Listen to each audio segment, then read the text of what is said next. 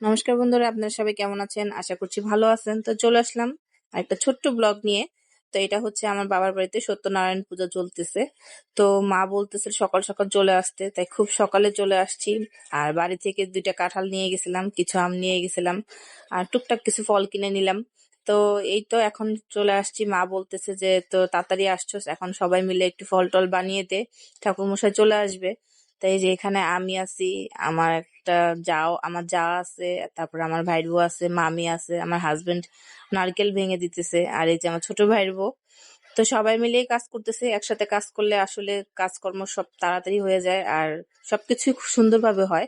তো এই যে কেউ এখন নারকেল কুড়িয়ে দিতেছে, কেউ ফল কাটতেছি। তো এখন সবকিছু জোগাড় টোগাড় করে আমরা সবাই চলে যাব ঠাকুর ঘরে, কেননা ঠাকুরের প্রসাদ মানে গোছাতে হবে। সবাই মিলে ঠাকুর ঘরে চলে যাব। আর এই যে আমার উনি ওই ভোগ সাজাচ্ছে, আর আমরা সবাই মিলে ফল কাটতেছি, খুব মজা করতেছি সবাই মিলে। আর এই হচ্ছে আমার বাবার ঠাকুর ঘর, এটা হচ্ছে সত্যনারায়ণ ঠাকুরের ছবি, এই তো নারায়ণ পূজা। আর এই হচ্ছে আমার বাবার গোপাল। তো কেমন লাগতেছে আমার ঠাকুর ঘরটা? আসলে কি কারেন্ট টাইম, মানে যখন পুজো শুরু হবে তখন মানে আগের থেকেই কারেন্ট চলে গেছে, কারেন্ট আর আসেই নাই। একদম পুজোর শেষে যখন পাঁচালি পড়তেছে তখন কারেন্ট চলে আসে, তার কারণে একটু অন্ধকার অন্ধকার লাগতেছে। তো বলবেন আমার বাবার ঠাকুর ঘরটা দেখতে কেমন লাগতেছে। আর এখানে প্রসাদের আয়োজনের যেই মলিদা প্রসাদ হয় সেটা মাখামাখি চলতেছে। তো এই তো, তো চলেন আমরা সবাই পূজা দেখি আর পূজা উপভোগ করি। আর এখানে সবাই চলে আসছে, মাও আছে। তো ঠাকুর মশাই পুজো শুরু করে দিয়েছে। আর ধন্যবাদ সবাইকে, দেখতে থাকেন আমার বাবার বাড়ি সত্যনারায়ণ পূজার। এখানে ছোট ছোট বোন আছে। তো এই তো পুজো শুরু হয়ে গেছে। আর ভাইয়ের বউ আছে, সকলকে নিয়ে একটু মজা করে নিলাম, দুষ্টামি করে নিলাম। আর এই যে একটা আমার ভাতিজি,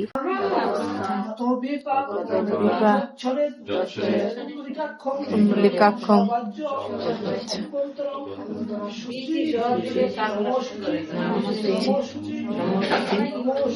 নমো শুচি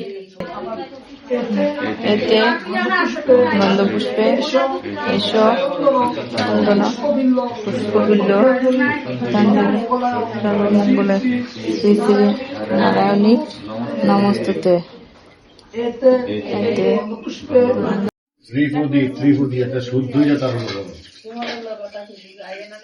কলিতে হ্যাঁ শুদ্ধই যা বলতে কলিতে পুরুষ গঙ্গা বন্ধ ভগীরথী গঙ্গা।